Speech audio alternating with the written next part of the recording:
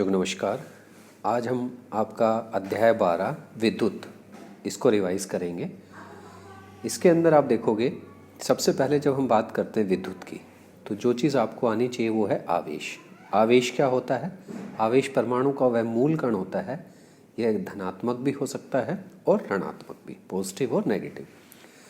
आवेश के बारे में बात करें तो समान आवेश एक दूसरे को प्रतिकर्षित करते हैं और असमान आवेश एक दूसरे को आकर्षित करते हैं।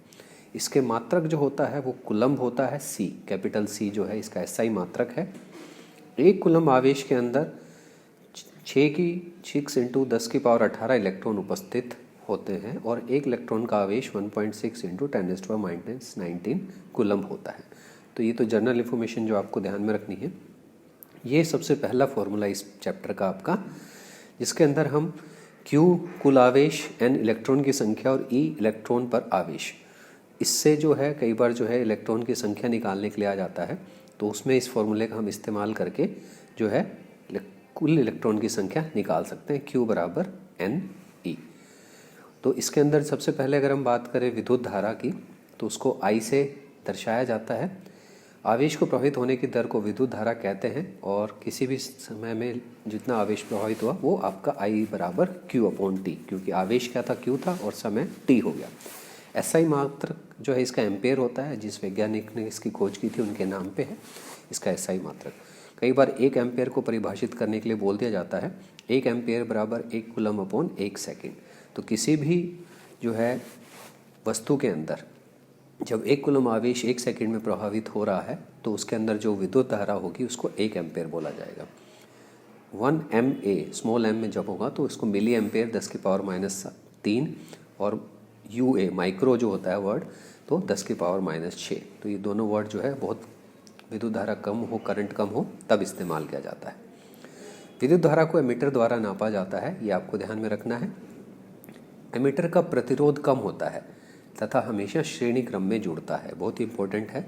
कई बार आ जाता है कि एमीटर को जो है कैसे लगाया जाता है और क्यों, तो उसमें ये उत्तर आएगा क्योंकि इसमें प्रतिरोध कम होता है तो इसको हम श्रेणी क्रम में ही जोड़ देते हैं। विद्युत धारा की दिशा इलेक्ट्रॉन के प्रवाहित होने की दिशा से विपरीत मानी जाती है, क्योंकि जिस समय विद्युत धारा की परिघटना का सर्वप्रथम प्रेक्षण तथा इलेक्ट्रॉनों के बारे में कोई जानकारी नहीं थी, अंत विद्युत धारा को धनावेशित का ही प्रभाव माना जाता है। हम जब भी विद्युत धारा किसी सर्किट के अंदर दिखाते हैं तो पॉजिटिव से नेगेटिव दिखाते हैं, बट असल में क्या होता है, नेगेटिव टू पॉजिटिव होता है। इसकी बाद में खोज हुई थी। तो आज भी हम जब भी कोई विद्युत परिपथ बनाएंगे तो उसमें पॉजिटिव टू नेगेटिव ही दिखाएंगे। दूसरी चीज़ हमने पढ़नी है विभवांतर। एकांक आवेश को एक बिंदु से दूसरे बिंदु तक लाने के लिए किया गया कार्य। ये 2 बिंदु हैं। एक बिंदु से दूसरे बिंदु तक आवेश को ले जाने के लिए जो कार्य किया जाता है उसको विभवांतर कहते हैं। W बराबर V बराबर W/Q है ये, ठीक है ना। तो एसआई मात्रक इसका वोल्ट है, क्योंकि जिस वैज्ञानिक ने खोज की थी उन्हीं के नाम से है। इसमें भी जो है 1 वोल्ट को अगर हमें परिभाषित करना पड़े तो जब 1 कूलम्ब आवेश को लाने के लिए 1 जूल कार्य होगा तो विभवांतर जो है 1 वोल्ट कहलाएगा। उसके बाद दूसरा सबसे इम्पोर्टेंट चीज़ जो हमने अभी बात करी थी, वोल्ट मीटर। विभवांतर को नापने के लिए जिस युक्ति का इस्तेमाल किया जाता है उसको वोल्ट मीटर कहते हैं, जो हमेशा पार्श्व क्रम में जुड़ता है। मैंने इस पे इसलिए जोड़ दिया है कि आपका अमीटर जो है श्रेणी क्रम में जुड़ रहा था, ये पार्श्व क्रम में। उसका कारण क्या है कि इसका प्रतिरोध अधिक होता है, अमीटर का कम होता है। इसको V लिख के दर्शाया जाता है। सेल क्या होता है? यह एक सरल युक्ति जो विभवांतर को बनाए रखती है। विद्युत धारा हमेशा उच्च विभवांतर से निम्न विभवांतर की तरफ जाती है। तो ये बहुत ही इंपॉर्टेंट पॉइंट्स थे जो आपने अभी पढ़े। उसी को जो है एक फ्लो चार्ट के रूप में जो है समझाया गया है। इसको आप देख लोगे कि किस तरह से विद्युत धारा और वो टर्मिनल्स की बात की गई है। ये पीछे जो हमने पढ़ा उसी चीज़ को एक फ्लो चार्ट में बताया गया। उसके बाद जो है विद्युत परिपथ के सामान्यतः उपयोग होने वाले कुछ अवयवों के प्रतीक की बात करें तो विद्युत सेल को जो है इस तरह से दिखाया जाता है, एक लाइन में एक बड़ी लाइन और एक छोटी लाइन। बड़ी लाइन जो है आपकी धनावेशित और छोटी लाइन ऋणावेशित। बैटरी अथवा सेल का संयोजन में ध्यान में रखना है कि बैटरी और सेल के संयोजन में जो है हमें कितने सेल दे रखे हैं उस हिसाब से। 2 लाइनों का मतलब 1 सेल है, तो ये 3 सेल का संयोजन है।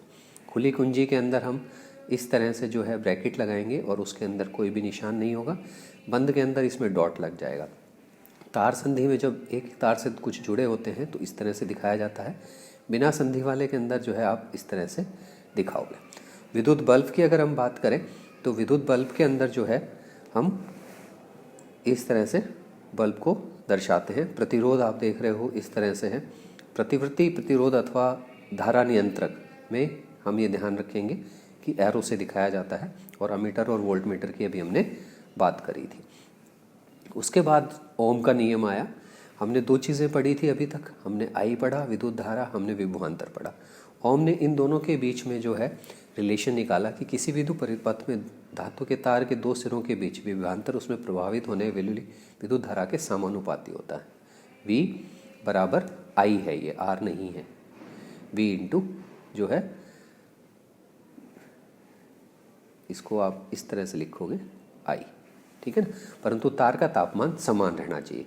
तो उसके बाद में फिर इस समानुपाती को हटाने के लिए उन्होंने R एक जो है नियंत्रक या स्थिरांक दिया, जिसका मतलब क्या होता है कि किसी भी परिपथ के अंदर V अपॉन I जो है वो हमेशा स्थिर रहेगा।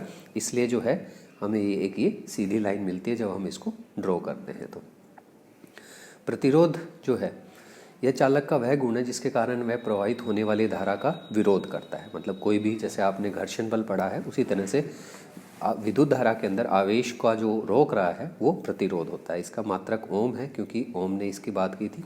तो आपने देखा कि विद्युत धारा का जो मात्रक है वो भी उसके वैज्ञानिक के नाम पे है, विभवांतर का भी और ओम का भी। एक ओम को अगर हम परिभाषित करें तो 1 वोल्ट अपॉन 1 एम्पेयर। जब परिपथ में 1 एम्पेयर की धारा प्रवाहित हो रही है तथा विभवांतर 1 वोल्ट है तो प्रतिरोध 1 ओम कहलाएगा। धारा नियंत्रक की बात करें तो परिपथ में प्रतिरोध को परिवर्तित करने के लिए जिस युक्ति का उपयोग किया जाता है उसे धारा नियंत्रक कहते हैं।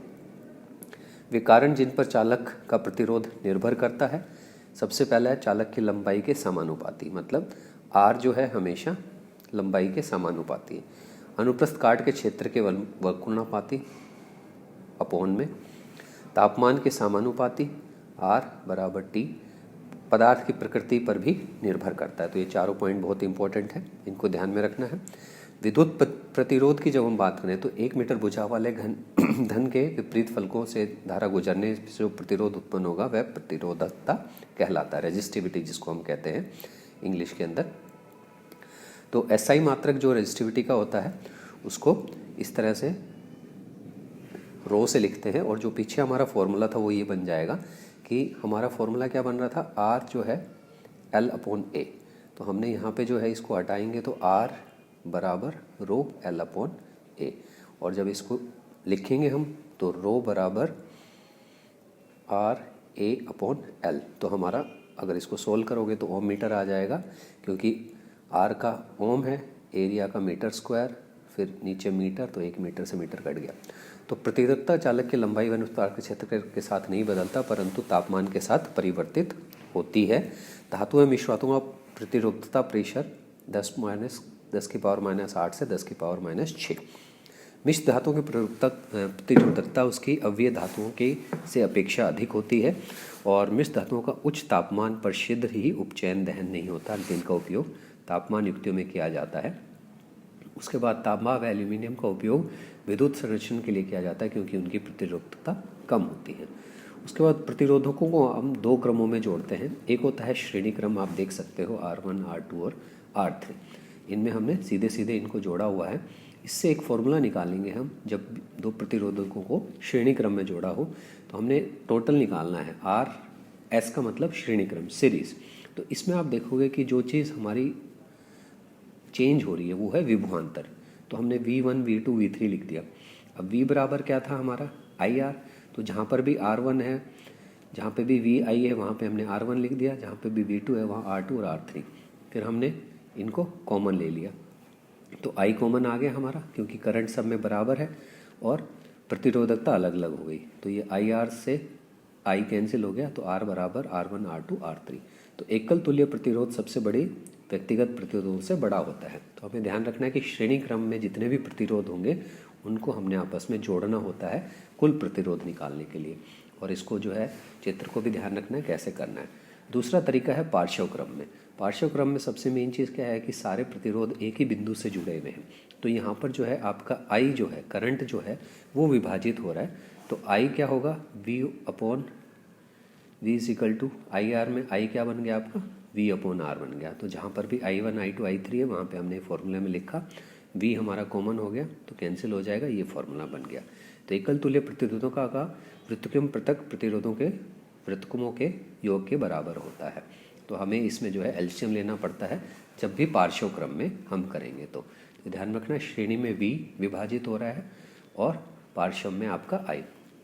श्रेणी क्रम संयोजन की तुलना में पार्श्व क्रम संयोजन के लाभ, जब एक अवयव खराब हो जाता है तो परिपथ टूट जाता है, जब भी कोई अवयव काम नहीं करेगा। ये श्रेणी क्रम में होता है, अलग अलग अवयवों के अलग अलग धारा की जरूरत होगी और यह गुण क्रम में उपयुक्त नहीं होता क्योंकि श्रेणी क्रम में धारा एक जैसी रहती है।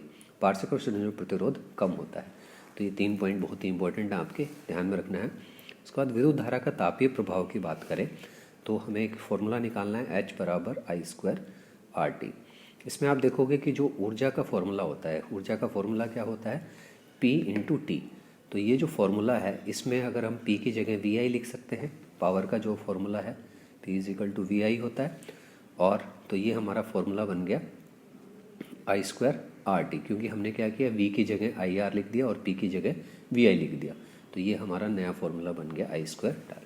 जूल का विद्युत धारा का तापन नियम भी इसको बोला जाता है, कई बार पूछ लेते हैं विद्युत धारा का तापीय नियम की जगह जूल का विद्युत धारा का तापन नियम बताइए, तो आप उसके अंदर ये लिखोगे।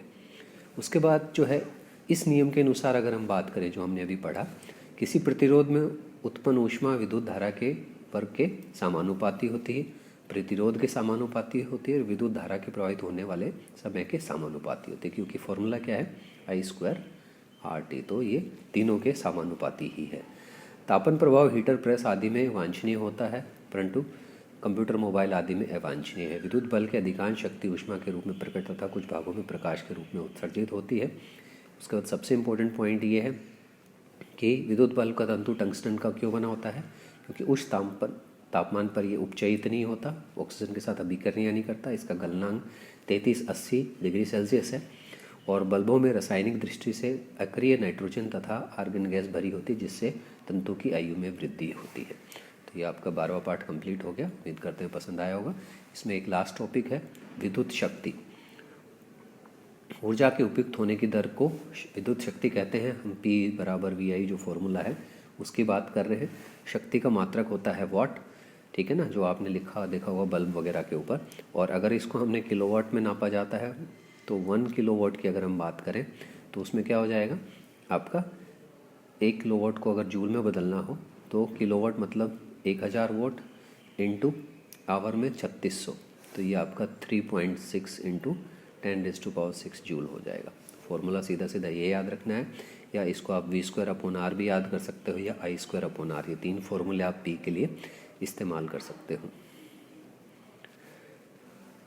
तो ये हमारा पार्ट 12